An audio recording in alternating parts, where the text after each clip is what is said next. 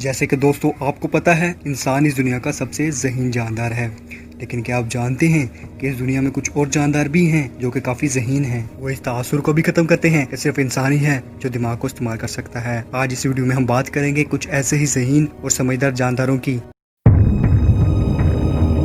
पालतू जानवर रखने वाला हर इंसान यही चाहता है कि उसका पालतू जानवर उसी के कहने पर बैठे, चले और मुख्तलिफ करतब करे। लेकिन इस दुनिया में इसके अलावा भी एक इंसान था जो इससे भी ज्यादा सोचता था। वो थे एक अमेरिकन प्रोफेसर डॉक्टर डब्ल्यू फिली, जिन्होंने अपने पालतू डॉग को 1000 से भी ज्यादा चीजों को पहचानना सिखाया था, जिसकी वजह से इस डॉग को दुनिया का स्मार्टेस्ट डॉग होने का भी एजाज हासिल हुआ और इंसान के अलावा किसी भी जानदार को सबसे ज्यादा चीजें याद करने का वर्ल्ड रिकॉर्ड भी कायम किया। ये डॉग डॉक्टर फिली को उनकी वाइफ ने गिफ्ट किया था। डॉक्टर फिली इसको 4 से 5 घंटे रोजाना की बुनियाद पर ट्रेनिंग देते थे और ये सिलसिला तकरीबन 3 साल तक जारी रहा। इसकी ट्रेनिंग का सिलसिला ये था, इसको एक खिलौना दिखाते थे और फिर इसका नाम 40 से 50 बार दोहराते थे और फिर इस खिलौने को एक ढेर में छुपा देते थे और चेजर को इसको ढूंढ के लाना होता था। चेजर को 800 कपड़े से बने हुए खिलौने, 116 गेंदें और 26 फ्रिस्बीज और बहुत सारी प्लास्टिक की चीजों के नाम याद थे। इस डॉग को काफी सारे न्यूज आर्टिकल्स और प्रोग्राम्स में भी फीचर किया गया था। मगर 2019 में इस दुनिया का ज़हीन तरीन डॉग चल बसा।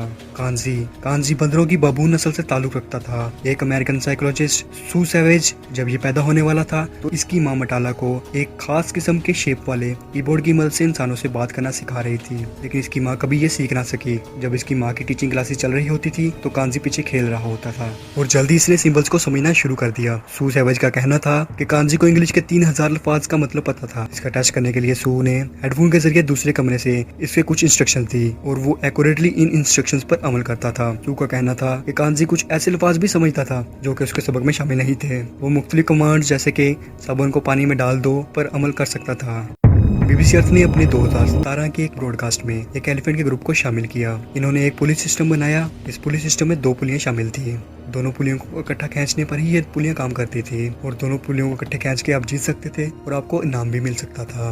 उन्होंने इस पुली के एक तरफ एलिफेंट के ग्रुप को खड़ा किया और दूसरी तरफ इंसानी बच्चों को खड़ा किया। एलिफेंट शुरू में तो हार गए, लेकिन जल्दी उन्होंने अंदाजा लगा लिया कि इन दोनों पुलियों को इकट्ठा खींचने पर ही उनका काम बनेगा। तो दोनों एलिफेंट ने पुली को एक साथ खींचना शुरू कर दिया और उन्हें इनाम भी मिला। लेकिन रिसर्चर्स ने ये पता लगाने के लिए क्या एक एलिफेंट दूसरे एलिफेंट का इंतजार करेगा, एक एलिफेंट को पहले छोड़ दिया। लेकिन हैरत अंगेज तौर पर पहले हाथी ने पुली को उस टाइम तक नहीं खींचा जब तक कि उसका दूसरा साथी भी आ गया।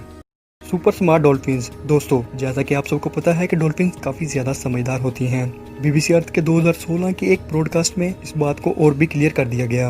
उन्होंने एक सिस्टम बनाया जिसमें डॉल्फिन मुख्तलिफ इशारों और शेप्स बनाकर ये बताती थी कि उनको कौन सी मछली खानी है। दोस्तों, हैरत अंगेज तौर पर तकरीबन तमाम डॉल्फिन्स ने बिल्कुल सही शेप ट्रा की और हर शेप मुख्तलिफ किस्म की मछली को जाहिर करती थी, जो कि ये जाहिर करता है कि डॉल्फिन्स शेप्स को समझने में इंसानी बच्चों से भी ज्यादा समझदार होती हैं। इससे ये भी पता चलता है कि फ्यूचर में हम डॉल्फिन से बात कर सकेंगे और हम इनसे अपने जज्बात को भी शेयर कर सकेंगे।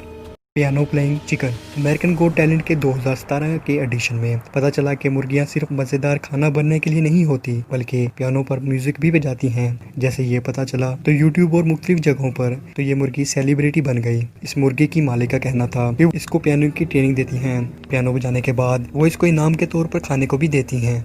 Cocoa the gorilla. कोको भी ज़हीन जानवरों में से एक था जिसने अपनी 46 साल की उम्र एक सेलिब्रिटी के तौर पर गुजारी। कोको 1971 में अमेरिका की एक रियासत सैन फ्रांसिस्को के एक चिड़ियाघर में पैदा हुआ। इसका कुछ अरसे बाद ही स्टैनफोर्ड यूनिवर्सिटी की एक तालिबा इल्म पैरी पीटरसन ने इसकी ट्रेनिंग शुरू कर दी। इसने इसे प्रोजेक्ट कोको का नाम दिया और इसने जल्द ही साइन लैंग्वेज के 500 अल्फाज सीख लिए थे, जिसकी वजह से वो काफी ज्यादा मकबूल हो गया था। कोको ने अपनी पूरी जिंदगी में 1000 से भी ज्यादा अल्फाज सीखे, जिसके जरिए वो सिर्फ बात ही नहीं करता था बल्कि वो अपने इमोशंस को भी जाहिर करता था और वो दूसरे जानवरों का भी एहसास करता था।